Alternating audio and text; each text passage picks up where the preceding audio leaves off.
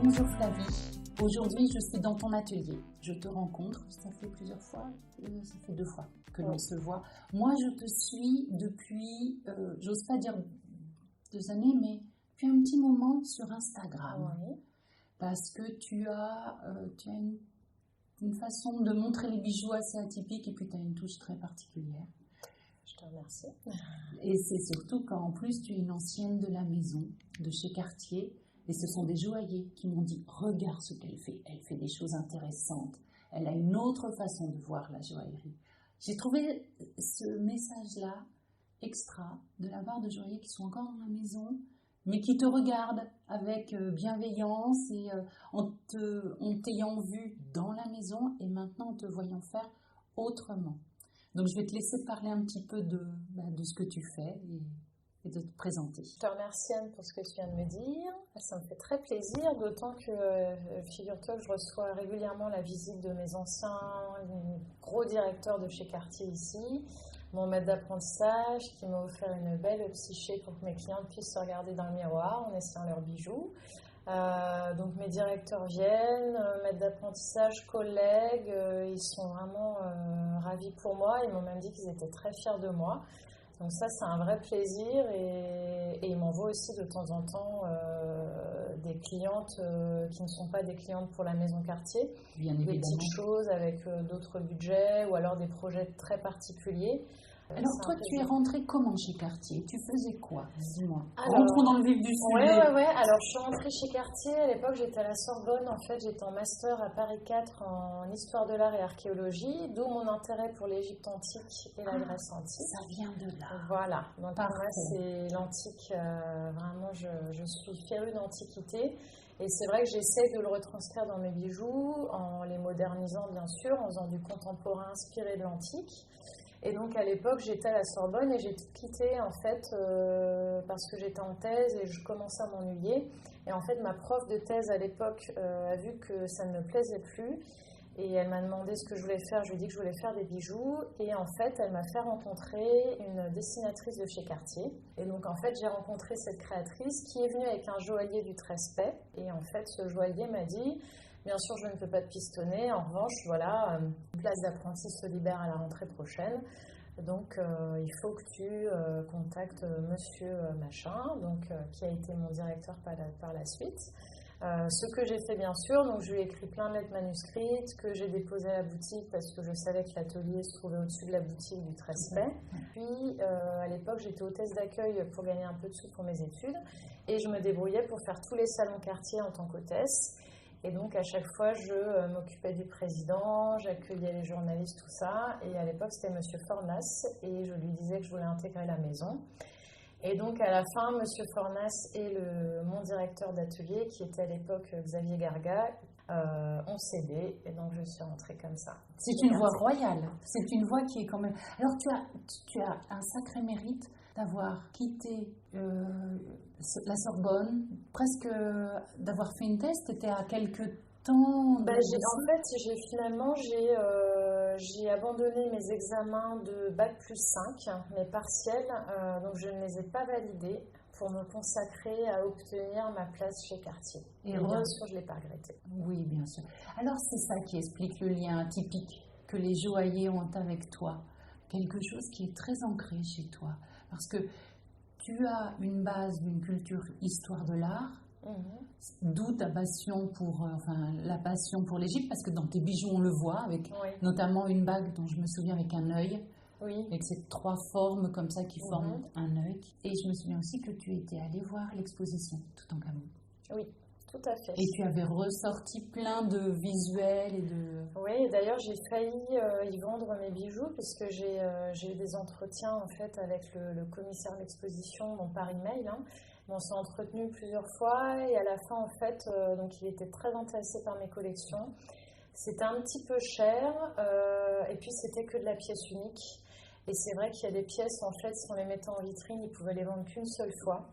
Et c'est vraiment ce qui a bloqué, c'est que je ne pouvais pas avoir un débit comme eux. Enfin, ils avaient plusieurs bracelets. Parce qu'il faut dire une chose, c'est que toi, tu fais tes pièces de A à Z. Voilà, c'est ça. C'est que Ça tu as prend du temps. voilà, tu as ton atelier, ce qui est déjà une grande responsabilité Ouais. parce que tu es jeune. Tu fais tes dessins, tu gères ton atelier. Donc la production, c'est pas quelque chose que l'on peut faire toutes ces pièces, non. Non, il me faut du temps. Voilà. Et donc, dans ce parcours, tu rentres chez Cartier, tu en sors avec Joaillère. Est-ce que tu continues un peu longtemps? Tu restes combien d'années chez eux? Je reste, j'ai fait 4 ans. Alors, d'ailleurs, mes confrères maintenant rigolent parce qu'ils me disent mais qu'est-ce que tu as fait pour rester 4 ans? Parce que normalement, un apprenti restait 2 ans là-bas. Je suis la première à être restée 4 ans. J'avais demandé à Monsieur Garga à l'époque, ça a été comme un oncle, hein, pour moi, je l'adore, il a fait énormément, tout dans le respect, c'est vraiment, je l'aime énormément, mais d'amitié profonde. Hein. Et donc, en fait, quand je lui ai demandé à faire un DMA, il m'a dit bon, d'accord. Donc, j'ai fait 4 ans. Et donc, après, je suis partie à Hong Kong. Donc, j'ai démissionné de chez Cartier. C'est à ce moment-là que je suis partie vivre à Hong Kong. Qu'est-ce que tu fais à Hong Kong? Parce que là, c'est à l'autre bout de la rue de la Paix.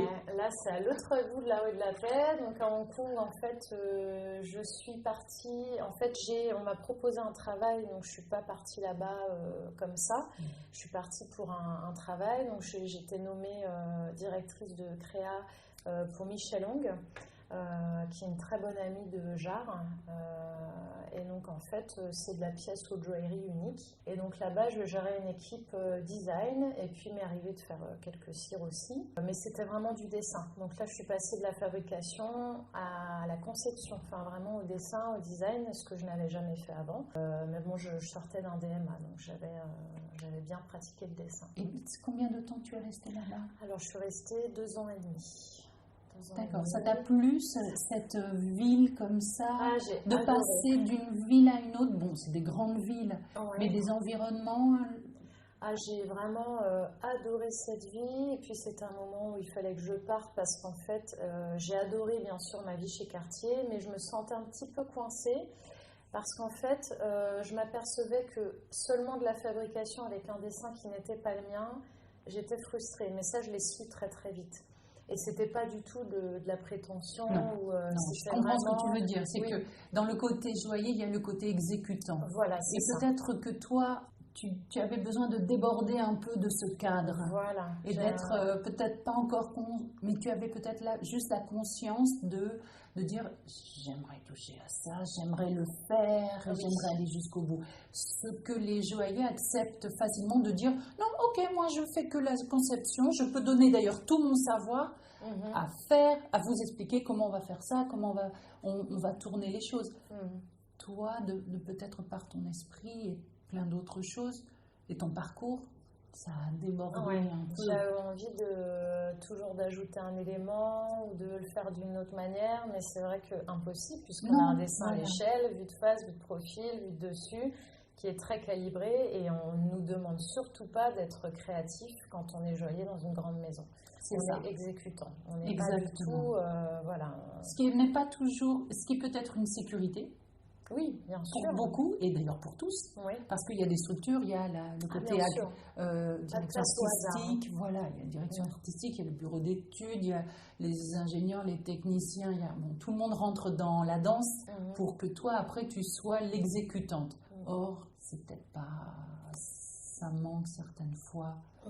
Oui, ça te manquait? Oui, moi ça me manquait. Alors il y a des joailliers effectivement qui sont faits pour ça et qui eux ne sont pas du tout créatifs et qui ne veulent pas l'être et qui sont très heureux et qui font un travail extraordinaire.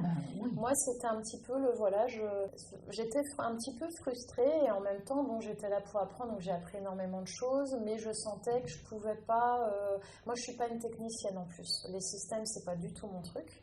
Donc je savais que dans une grande maison, j'allais pas gravir les échelons. Je voulais faire mes créations. Voilà. Oui. Et puis quand on est joaillier dans une maison comme ça, c'est pour être là des années.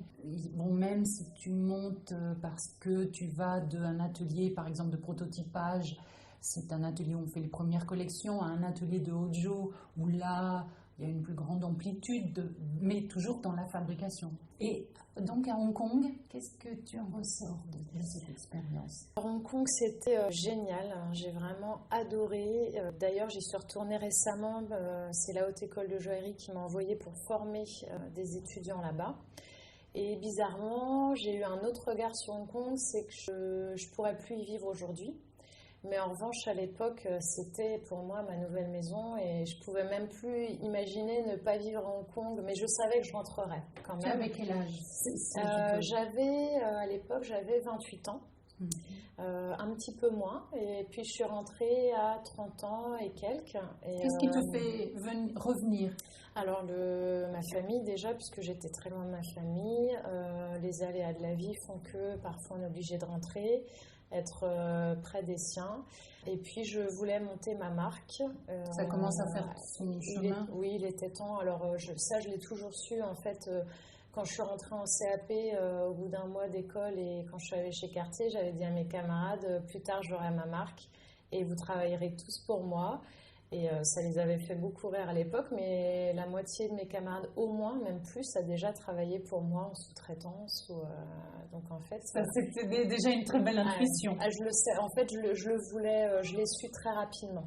Que je voulais faire mes créations, je l'ai su au bout d'un mois, j'étais encore en période d'essai chez Cartier, je savais que, et d'ailleurs Monsieur Garga le savait aussi, hein, j'ai pas, il a très bien compris qu'il ne me formait pas pour que je sois joaillier chez Cartier après. Et c'était pas du tout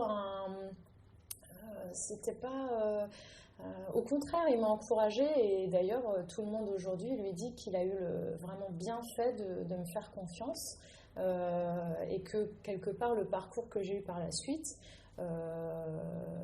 c'est pas que les valorise d'une certaine manière dans le sens où j'en ai fait quelque chose de très positif. Ce qui est assez, qui n'est pas commun en règle générale quand on prend un joaillier, surtout quand on le forme dans une maison comme ça, c'est pour qu'il reste, pour qu'il prenne les bons outils, les bonnes habitudes, on reste dans le rail. Toi, peut-être que dès le début de par ton parcours, il y avait un petit quelque chose qui twistait, qui leur a plu, sûrement, parce qu'en plus à l'époque, M. Garga, c'est quand même une pointure. Ah oui. Voilà, donc il voit très bien, je pense que quand on te rencontre à ce moment-là, il se rend compte, lui, de toute cette évolution que tu as à faire. Oui, je pense qu'il l'a senti. Il l'a senti et il m'a vraiment... Et d'ailleurs, quand je lui ai dit que je partais à Hong Kong, il m'a fait une lettre de recommandation pour Michel Hong. Et il a vraiment été extra, il m'a encouragée, il m'a dit qu'il était très heureux pour moi, il m'a dit que c'était vraiment important que je vois autre chose, et il m'a vraiment encouragée et c'est vrai que je lui dois énormément et il le sait, je lui dis... Cette expérience comme ça de Hong Kong, après tu reviens, tout de suite tu te mets à ton atelier. Oui. Est-ce que tu dessinais un peu pour toi avant? Est-ce qu'il y avait des choses qui émergeaient? Non, pas du tout. Alors ça, j'ai toujours fait la part des choses. Je suis quelqu'un de très loyal dans le travail. Et même si je sais que j'ai des projets futurs après une étape dans ma vie professionnelle, je respecte le moment présent.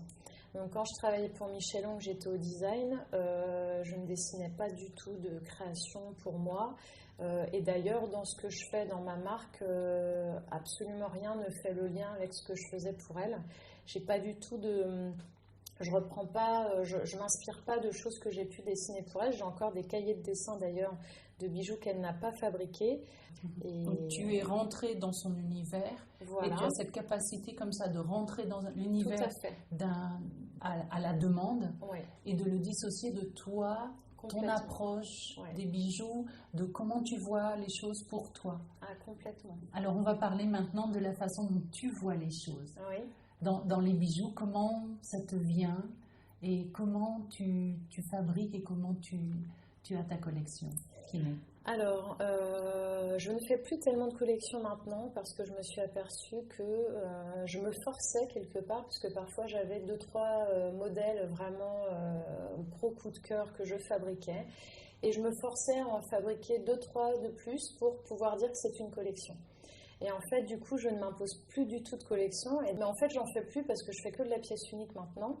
Et j'ai plus envie de me contraindre à trouver un thème. En fait, j'ai envie de faire, et c'est aussi la chance d'être à son compte, c'est cette liberté, de ne pas s'enfermer dans un style. C'est pour ça que moi j'aime bien faire des choses très différentes à chaque fois. C'est qu'une fois qu'on prend un créneau, on est tenu par ce créneau, aussi bien qu'il soit stylistique, de gamme, que ce soit moyenne gamme, haut de gamme, entrée de gamme, on doit s'y tenir. Le changement ne fonctionne pas. Et on perd aussi ses repères. Voilà, c'est ça. Les gens autres comprennent pas. Perdent les repères que tu as posés. Oui, complètement. Donc c'est pour ça que maintenant, une amie me disait récemment aussi, moi à chaque fois c'est la surprise, c'est un truc complètement différent. C'est ce que je veux en fait, parce que j'ai pas envie parce que souvent non, mais parfois je fais un bijou. L'année d'après, je l'aime moins, et puis 6 mois après, je l'adore à nouveau. Donc en fait, on évolue constamment, on change d'inspiration, de perception, on évolue soi-même, donc forcément on n'aime plus les mêmes choses. C'est comme, par exemple, parfois on s'achète une paire de chaussures, on l'adore, on le met de côté pendant des mois, on le ressort, et inversement, le bijou c'est pareil. C'est assez rare c'est assez rare ce que tu dis, et c'est assez vrai. Et peu de femmes le disent ou le conçoivent. Mm-hmm. Alors que c'est une réalité, c'est-à-dire que certaines fois on peut mettre les bijoux de côté, si on s'en lasse un peu, si on a l'histoire, bien sûr. Et puis la redécouvrir plus tard, redécouvrir son bijou plus tard, ça peut faire du bien aussi de ça. Parce que quelque chose qu'on a tout le temps sous les yeux, ça perd un peu de son brillant, ça perd un peu même du côté sentimental. Ah, bien sûr. Oui, c'est comme toi, tu as eu très vite conscience de ça. Très rapidement. Que le renouveau était important, que pas s'enfermer dans un style, pas être dans un centre juste à faire 2-3 petites choses qui auraient pu être la Flavie Touch ou quelque chose que l'on peut, en plus qu'on identifie facilement. Oui, c'est vrai. Mais ça, je le fuis complètement en fait. C'est un super effort Oui, en fait, si tu veux, la vie d'aujourd'hui me l'impose un petit peu dans le sens où tout change très vite. L'environnement, la planète, la vie, les réseaux, la mode. C'est-à-dire qu'un produit sort, on le sait, il est déjà plus à la mode presque au moment où il sort en fait. Il faut déjà penser à la mode suivante. Donc en fait, pour moi, un bijou, c'est pareil. C'est comme je m'inspire de tout sauf du bijou. Je ne regarde pas du tout les bijoux de mes confrères. Je ne m'inspire jamais de bijoux. Donc c'est l'architecture, l'art, les animaux, l'environnement, les rencontres, les voyages. Et ça, en fait, c'est toujours différent. Donc, il en ressort toujours une inspiration différente et un style différent. Et puis, effectivement, l'évolution aussi de la personne, en fait, tout simplement. Moi, il m'a semblé voir une collection à toi que tu avais mise à l'étranger. Donc, c'est ça ? Oui. Et donc, comment tu as fait cette rencontre ? Tout d'un coup, comment la personne vient à toi et dit écoute, ta collection, elle me plaît, je l'emmène, je vais la vendre à l'étranger, je ne sais plus où c'est. Ah non, c'est l'inverse, c'est moi qui suis allée. C'est toi. Oui. Alors, tu parles de la galerie de bijoux contemporains à Venise, au My Blue. Et en fait, j'adore l'Italie, ma mère est italienne, donc j'y vais régulièrement. Et j'adore Venise, puisque mes parents adorent Venise, et donc on y va de temps en temps. Et donc je suis allée à Venise toute seule, en fait, me reposer, puisque Venise c'est sans voiture, c'est très inspirant, c'est reposant, c'est beau, on mange bien. Donc j'ai pris quelques jours à Venise il y a quelques années, et donc j'ai trouvé cette galerie d'art. En fait, un confrère ami m'en avait parlé, et il m'avait dit écoute, je vois bien tes bijoux dans cette galerie d'art, d'art de bijoux contemporains. Donc j'y suis allée, et en fait à l'époque c'était tenu par 2 sœurs et la maman. Donc la maman était là, on a bien discuté, j'aurais parlé en italien, et puis en fait elles m'ont dit super, renvoyez-nous un petit mail. J'ai dit écoutez, moi je suis là, j'ai les bijoux dans mon sac, je vous les montre maintenant. Oui, c'est là maintenant tout de suite. Voilà, c'est ça. Et donc elles m'ont dit ça c'est super, voilà, la maman a vraiment eu un coup de cœur, donc ce qui a été une chance pour moi, parce que forcément on écoute toujours notre maman, ça aide aussi. Et puis ça passe par le coup de cœur. Voilà, c'est ça. C'est la chose, tu sais, on peut acheter sérieusement est ennuyeux. Oui, voilà, c'est ça, complètement. complètement. Donc là, Mais ça a quand été... on a le cœur qui dit oh là là, ça me plaît, je Ouais. veux le voir, je veux le porter, je veux que ça m'appartienne. Et là, tu peux rien faire, il faut juste laisser sur la pente. Ah, c'est sûr. Donc tu as visiblement généré ce genre de choses. Oui, ça s'est très très bien passé. Et donc elles m'ont dit on viendra à Paris prendre des pièces. J'ai dit non, j'ai mon cahier de confier, je vous en laisse maintenant. Et donc je leur ai laissé une sélection et puis ça fait quelques années qu'on travaille ensemble. Et elles, alors je leur mets des modèles que je ne mets pas dans mon autre point vente Diamantissimo à Saint-Germain-des-Prés. À Venise, je mets les grosses pièces vraiment bijoux d'art en fait. C'est vraiment donc la bague Python qui a un gros volume qu'elle me vend très très bien d'ailleurs. Et puis des modèles un peu plus imposants, donc des bijoux d'art, donc des pièces en argent volumineuses. Et chez Diamantissimo sont les petites bagues en or, enfin petites, je m'entends, mais oui les bagues qu'on peut s'acheter comme ça, mais en or. C'est pas du bijou objet, quoi. Parle-nous un petit peu de la collection que l'on peut trouver chez Diamantissimo. Alors chez Diamantissimo, on a les bagues d'amour, ce que j'ai appelé mes bagues d'amour, donc les bagues d'amour maintenant on les appelle de sentiment, puisque Virginie Larminier, la patronne de la boutique, me disait oui, mes bagues d'amour, ça peut bloquer les gens parce que tout de suite c'est un engagement. Et c'est vrai que finalement, chez Diamantissimo, les gens viennent acheter des bagues flaves aussi bien pour les 18 ans de leur fille qu'une femme qui se l'achète pour elle-même. Donc en fait, on les a appelés les bijoux de sentiment. Donc c'est amitié, fraternité, amour, c'est beaucoup de choses. Et donc là-bas, les modèles Kiss Me, les petits colliers vertige, les boucles d'oreilles. Essaie de nous décrire un petit peu. Alors le vertige, c'est le modèle en fil qui s'enfile en fait sans fermoir. C'est ça. Ça fait une forme de triangle. Voilà, avec un petit triangle pavé de diamants au centre. Virginie a aussi mes bagues d'oreilles qu'on met sur, comme tu as là sur le cartilage, qui sont pavées. Que je vois.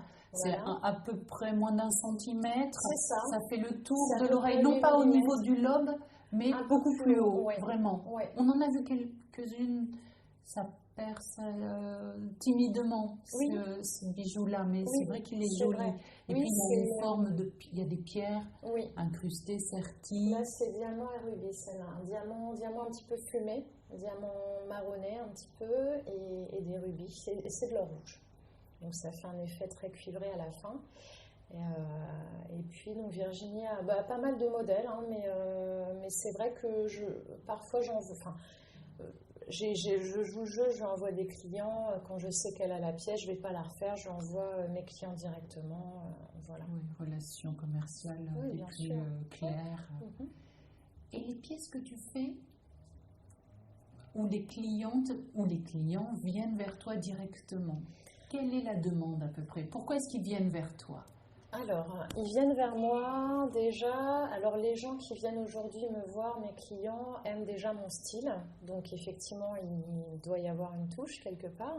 Ma démarche aussi, puisque c'est vrai que je communique énormément en écrivant des petits textes. J'explique un petit peu aux gens comment je travaille.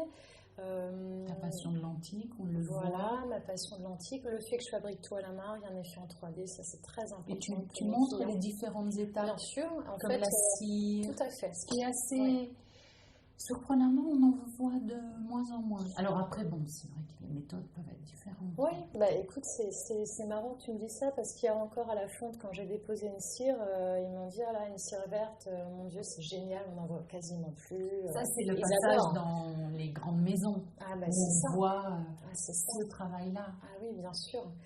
Et c'est vrai que moi je prends plaisir. Alors moi déjà à l'ordinateur je suis nulle, donc c'est vrai qu'un logiciel, c'est même pas que j'aime pas ça, c'est que ça ne m'intéresse pas.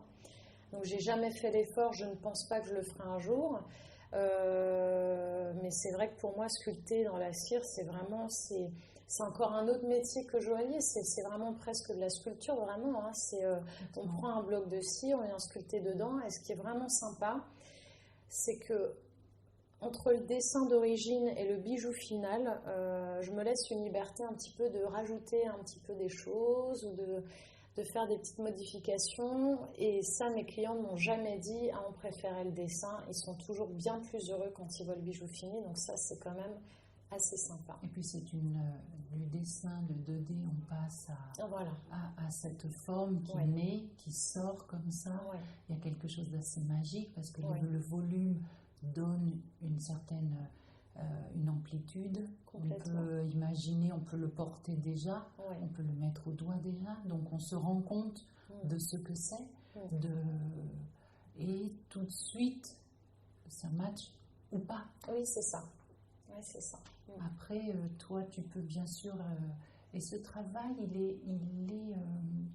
ça fait partie, dans cette joaillerie, d'un travail qui est encore précieux. Mais quand on fait des pièces uniques, parce que ça n'a pas d'usage pour le reste, si on a besoin de faire des choses qui se font presque en modèle fabriqué en plusieurs fois. Oui. Mais pour une pièce unique, c'est tout de suite, on peut y mettre beaucoup de choses. On y investit quelque chose. Oui, c'est ça. Et puis on peut le modifier, on peut y revenir, on peut... mais c'est très agréable en plus à travailler. Mais en revanche, pour revenir sur ce que tu disais juste avant, même quand j'ai fait quelques modèles que j'allais reproduire, donc je prends un moule, je le fais en cire quand même. Tu vois, je pourrais le faire en 3D, mais c'est vrai que je préfère faire ma cire, la prendre en moule et pouvoir refaire des tirages après. Mais quand même, voilà, parce que c'est vrai que moi je considère que je ne suis pas ingénieure. Et pour moi, le concepteur 3D, alors bien sûr qu'il y en a qui sont joailliers et beaucoup de mes confrères font en 3D et après travaillent derrière, puisqu'il y a une sortie de fonte à retravailler quand même, bien sûr. C'est un gros travail. Mais il faut quand même avoir une sensibilité à l'ordinateur quand même. Donc on sort du métier de joaillier. C'est même un métier à part. C'est un métier à part. Dans les grandes maisons, le joaillier n'est jamais concepteur 3D. Voilà, il est passé par la joaillerie. Certains sont passés par la joaillerie. Ça leur permet d'avoir. Oui, pas forcément d'ailleurs. Oui, j'en ai rencontré quelques-uns comme ça, c'était leur passé. Et ça donnait d'ailleurs, sur des pièces uniques, quelque chose d'autre. Mais après, on a le joaillier est peut-être très à l'aise, et je trouve qu'il y a un côté dans la sculpture que les joailliers font qui est assez extraordinaire. Ouais. Moi, j'ai vu... et c'est bien quand c'est gardé aussi, quand on les garde. Ça fait un beau souvenir, ça fait une belle pièce. Oui, c'est sûr. Est-ce que dans les pièces d'exception que tu fais, que j'ai vues un petit peu, tu peux nous en parler ? Qu'est-ce qu'elles ont de particulier? Est-ce que tu aimes les volumes? Est-ce que tu es plus dans des lignes fines, dans des lignes arrondies? Est-ce que tu aimes les volumes ou est-ce que tu veux plutôt travailler, je ne sais pas, travailler le métal? Est-ce que la pierre a de l'importance pour toi? Comment ça se passe? Alors, c'est marrant que tu me demandes ça parce qu'en fait, alors déjà, mon travail est géométrique, hein, ça on me le disait et maintenant je le sais puisque je le vois moi-même. Au début, je ne m'en rendais pas compte. Mais c'est vrai que c'est vraiment la géométrie. Il y a très très peu de rondeur dans mes bijoux. Ce sont des pyramides, des triangles, des formes assez, du géométrique. Et alors, pour en revenir à ta question qui est intéressante, au début, moi je me considérais comme vraiment le joaillier, c'est-à-dire le joaillier, c'est le travail, il fait le bijou pour accueillir les pierres. Mais moi j'étais vraiment joaillier dans le sens, je m'intéressais à la partie métal, aux bijoux, moins à la pierre, même si j'adore les diamants, ça c'est depuis toujours, hein, les diamants c'est vraiment mon truc. Mais je m'intéresse de plus en plus aux pierres de couleur maintenant. Et maintenant, j'achète mes pierres avant et je pense aux bijoux après. C'est-à-dire que quand j'achète mes pierres, je n'ai aucune idée de ce que je vais faire avec. Et donc aujourd'hui, c'est le coup de cœur sur la pierre qui me fera travailler. Et ça fait quelques mois, c'est assez récent. Et ça, Michel Long, par exemple, travaillait beaucoup comme ça. Donc je pense que je tiens ça probablement d'elle, mais aussi du fait qu'on voit des pierres extraordinaires. Et c'est vrai que... à force de voir aussi des bijoux, parce que forcément quand je vais sur Instagram pour ma marque, je vois aussi les bijoux de mes confrères et bien sûr je ne m'inspire jamais du design. En revanche parfois je vois des belles pierres et je me dis c'est quand même une belle pierre, mais au début ça ne m'intéressait pas parce qu'en fait une belle pierre imposante ça me laisse peu de place pour mon design en fait, pour sculpter autour. Alors que là maintenant je trouve que il y a un rapport pierre et métal, on va dire, ou cire, peu importe, mais il y a un rapport qui est beaucoup plus haut. On met en valeur une pierre, mais le travail du métal, et notamment je pense à cette bague citrine avec tout ce ciselé de princesse. Voilà, était finement fait, mettait en valeur, donnait quelque chose. En plus, cette pierre, elle avait un volume extraordinaire. Oui, c'était ça une donnait belle quoi pierre. En carats. Je sais plus. Là, pour être honnête avec toi. Mais on est sur du 20 carats peut-être avec les princesses sur les côtés ou la très très grosse. La très grosse. Que j'ai sculptée récemment avec des pans saccadés. Exactement. Ah oui, alors celle-là, pas loin de 30 carats. Hein. Celle-là, elle était énorme. Énorme. Vraiment mais alors, énorme. elle a cette forme qui est extrêmement rectangulaire. Oui. Et tu as travaillé le côté biseauté, longiligne. Oui. Et il y avait un équilibre. Enfin, moi, j'y ai vu un équilibre. Et j'ai vu un travail que toi, peut-être tu fais plus et ça correspond plus maintenant à ce que tu... Complètement. C'est exactement ce à quoi j'aspire en ce moment. Et puis, figure-toi que je n'ai pas fait du tout de dessin de cette bague. Donc, je suis partie comme ça. J'ai pris mon tube de cire, j'ai commencé à découper. J'ai descendu ma pierre au centre et j'ai sculpté. Mais en fait, chaque geste a fait naître cette bague, mais je n'avais aucune idée en tête. En fait, je savais à peu près le thème que je voulais donner, quelque chose d'un peu dynamique. Un peu voilà les éléments qui se déchaînent un petit peu brut, il y avait un côté brut, il y a un côté très brut, rocheux en même temps, voilà vraiment l'environnement, mais je ne savais pas du tout comment j'allais le sortir, et en fait il est sorti cette cire, mais tu m'aurais demandé avant que je la commence, je ne savais pas du tout. Et en fait, là, c'est vraiment ma main qui m'a guidée. C'est ma main qui m'a guidée complètement. Et donc, du coup, effectivement, là, je ne savais pas du tout ce que ça allait donner à la fin. Le design, j'en avais aucune idée. Bah, c'est une bague très imposante à la fin. Oui, elle a un côté magique. Ouais. Ça fait partie des bagues qui sont quand tu les as... Après, il faut aimer le volume. Oui. Je suis d'accord, il faut aimer la couleur. Ouais. Je suis... Voilà. Mais ça, cette pierre-là, je comprends qu'elle te soit tombée dans l'œil, comme tu dis certaines fois. Ah oui, j'ai vraiment eu un coup de foudre pour la pierre. Ça a été un coup de cœur. Et puis en plus, pour moi, les pierres, elles deviennent, ce sont des êtres vivants, comme mes bijoux en fait. C'est-à-dire que quand en fait je fais un bijou, au moment où le client vient le chercher, c'est toujours une douleur. Alors à la fois une joie parce que forcément je suis ravie. Et puis, je ne travaille qu'avec des gens avec qui j'ai un bon feeling. Il m'arrive de refuser des commandes et de ne pas accepter de travailler parce qu'en fait, je sens que ça va être compliqué. Alors, toi, la particularité, c'est que tu es au dessin, tu es à la fabrication, tu fais Instagram. Ouais. Qu'est-ce que tu ne fais pas? C'est ça ma question. Alors, la seule chose que je ne fais pas, c'est le certi, puisque je fais mon poli moi-même. Tu fais le poli aussi? Je fais le poli. Donc, en fait, je fais tout sauf le sertissage, mais le sertissage, c'est un autre métier. C'est-à-dire que le joaillier n'est jamais sertisseur, c'est très très rare. C'est rare. D'ailleurs, on dit l'atelier de joaillerie et l'atelier de serti. Oui, c'est ça. En fait, le sertisseur vient techniquement fixer les pierres. En fait, il vient, donc c'est quand même lui, il termine la pièce, même si derrière il y a un rattrapage de serti qui est important. Le polissage, c'est vrai que c'est vraiment au moment du poli que le bijou se révèle. Quand le métal commence à briller, ou d'ailleurs qu'on le fasse mat ou poli, oui, parce que c'est le moment c'est le moment vraiment où on se dit oh là là, ça y est, c'est bon, le bijou est beau, c'est le moment vraiment, c'est le moment magique, hein. C'est le beau moment. Ouais. Mais c'est vrai que le polissage, c'est le moment où le bijou, ça y est, il sort de son cocon, il est inerte à ce moment-là.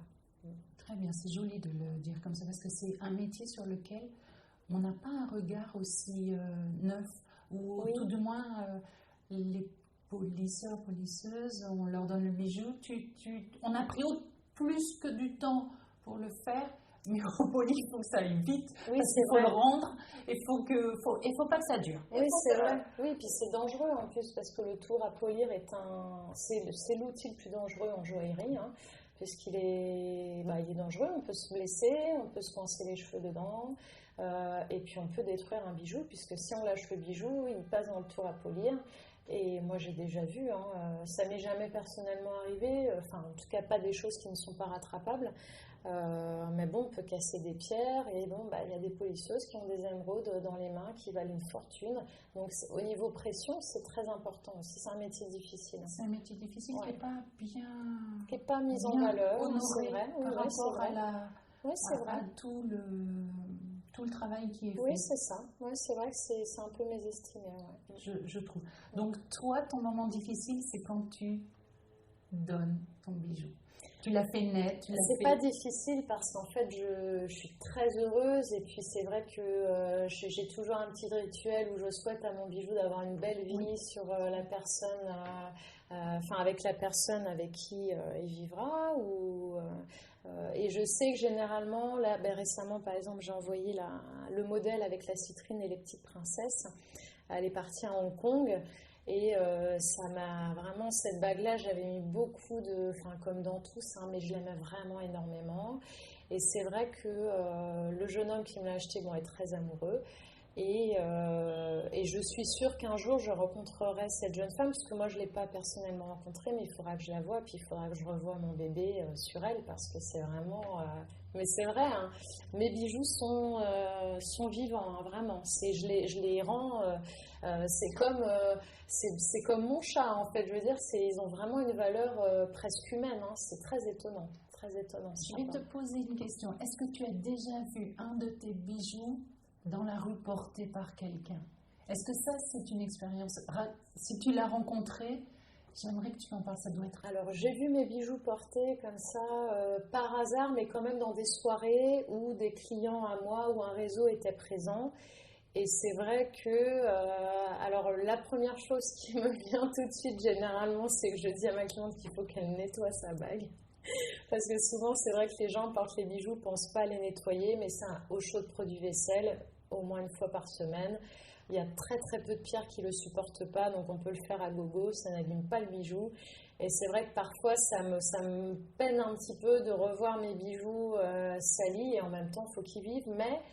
Ça, tout de suite, certaines pierres manquent de brillance, ça tue un petit peu le bijou quand même. Quand on a une citrine qui n'a pas un énorme feu, c'est une pierre qu'il faut nettoyer régulièrement. Les diamants, encore, c'est autre chose, mais bon, ça salit aussi beaucoup. Mais sinon, une fois que j'ai passé ce cap-là, là, je suis vraiment absolument honorée de voir mes bijoux sur des belles jeunes femmes, des beaux jeunes hommes ou des personnes qui ont une histoire.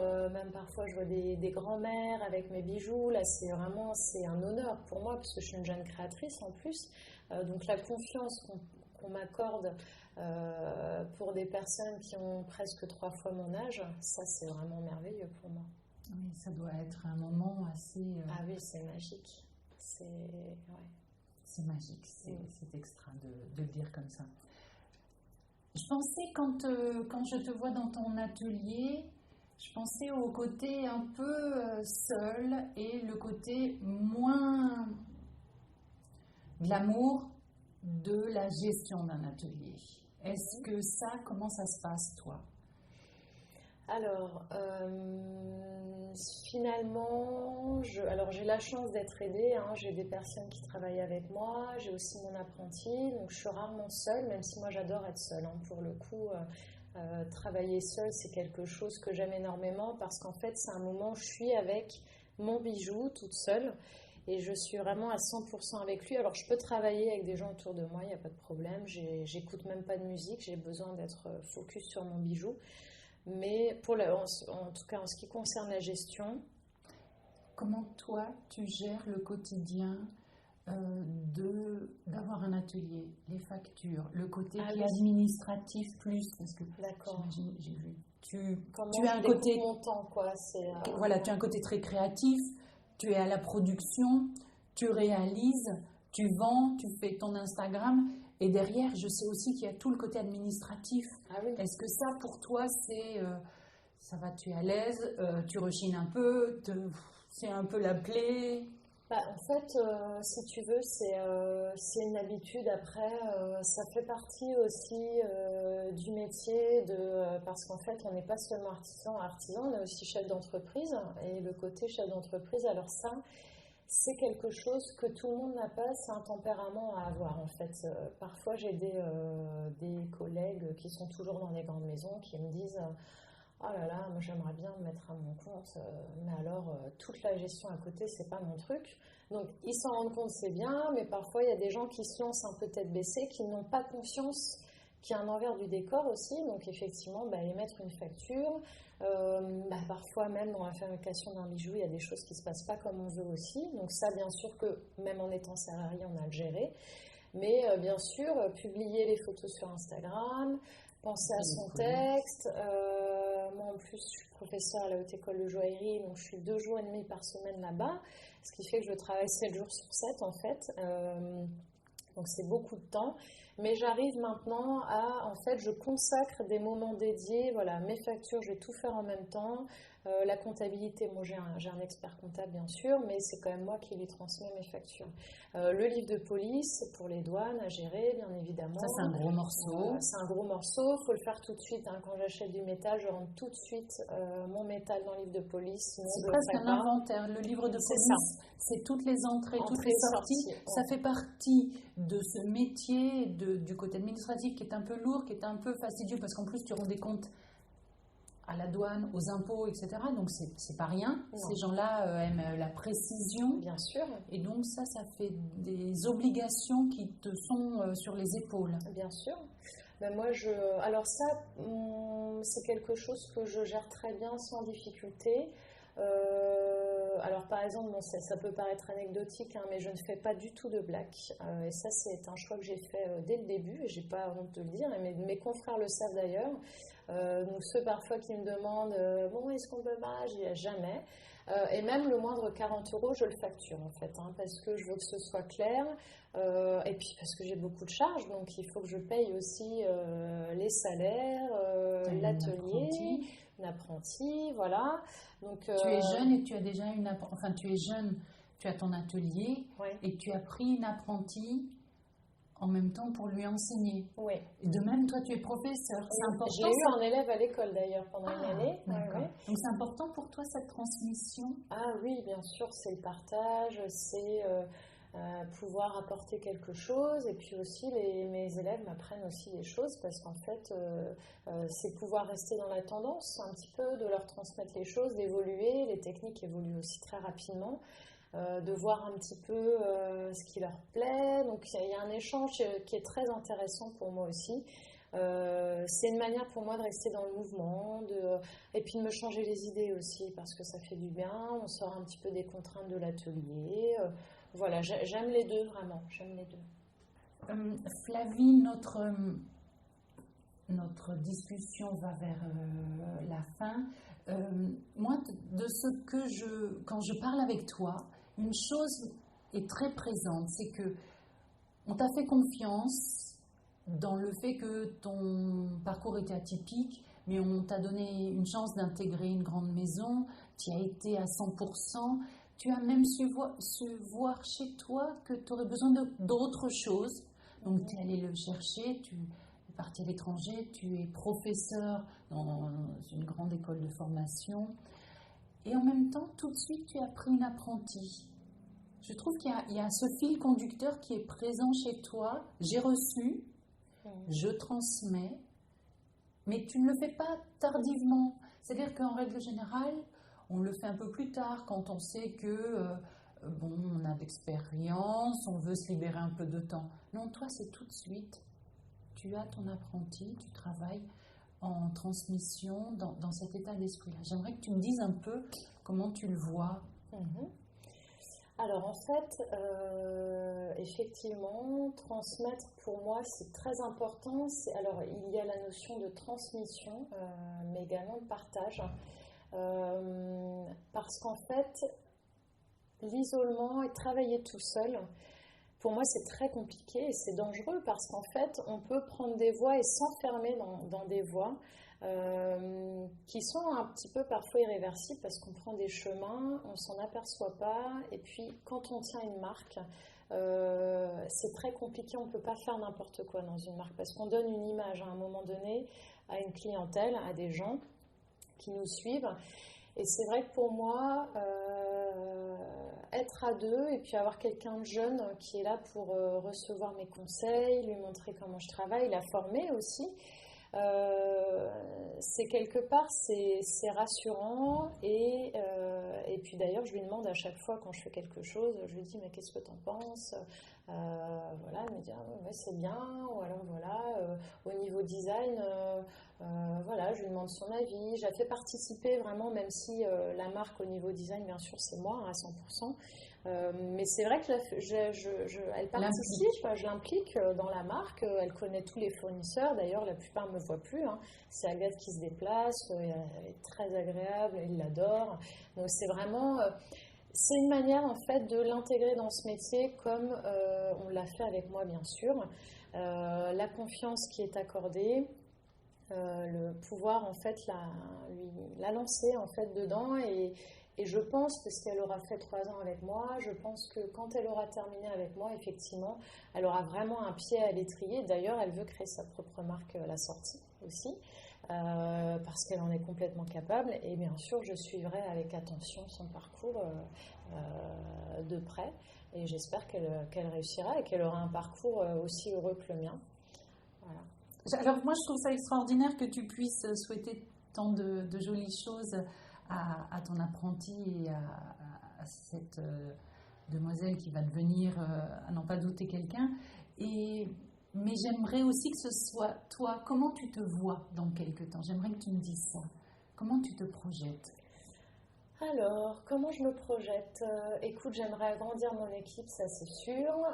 J'aimerais pouvoir faire des pièces bien plus brillantes. En fait, là, comme je te disais tout à l'heure, je m'intéresse de plus en plus aux pierres. J'investis beaucoup plus dans les pierres qu'avant. C'est vrai que quand j'ai un coup de cœur, je me l'autorise.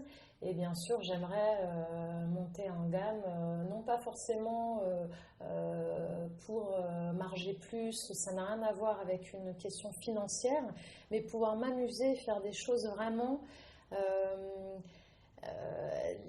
des bijoux qui m'ont fascinée, les bijoux de mes pères qui m'ont fascinée, bon, bien sûr des pièces jarres, des pièces Cartier, mais la gamme joaillerie, vraiment haute joaillerie, vraiment des belles pièces avec des belles pierres. Tu rentres dans cette magie-là. Là maintenant, oui, là j'aimerais, oui, tu rentres dans cet état d'esprit de dire une belle pierre va avec une belle pièce et ça fait un bel ensemble. Mais ce bel ensemble-là, eh ben, on est tout de suite dans un niveau un peu plus haut. Complètement. Et ça te va bien? Oui, mais c'est vrai que je ne cherche plus de thème. Là, j'avais fait ma collection sur Paris. Bon, c'est mon nom de famille, Paris aussi. Mais j'avais fait aussi des collections plus sur les bijoux, objets, accroche-moi, où on reprenait un petit peu une clé à molette, tout ça. Je ne suis plus du tout dans cet univers-là. Je ne fais plus de bijoux, objets. J'ai plus besoin de réinventer des choses du quotidien, de les transformer en bijoux. Disons que j'ai mûri en fait. Donc maintenant, je veux des choses plus féminines, plus élégantes, plus riches en matériaux bien sûr, et j'ai envie de faire des pièces d'exception.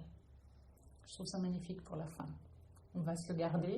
On va te suivre surtout. On va mettre ton Insta qui nécessite à ce que on regarde, on jette un coup d'œil, on en prenne plein les yeux et puis on te suit parce qu'il y a une certaine douceur et il y a un regard particulier.